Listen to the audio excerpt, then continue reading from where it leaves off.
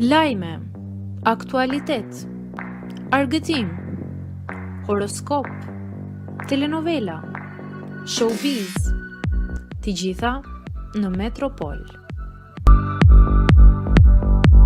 Bëni subscribe në faqen Metropol. Përditje nga dy fansa të fiksuar, Leila ngre padi, prokuroria kërkon 6 vite burg.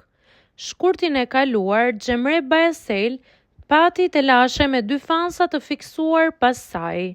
Kur aktoria e njohur turke gjendej në rulotin e saj gjatë xhirimeve në lagjen e njohur, të dyshuarit Emirhan dhe Murat nisën ta ndiqnin dhe ta vëzhgonin. Ata telefonuan një numër celulari që kishin shtënë në dorë, i cili i përkiste nënës së yllit të serialit Leila, Fatime Bajasel.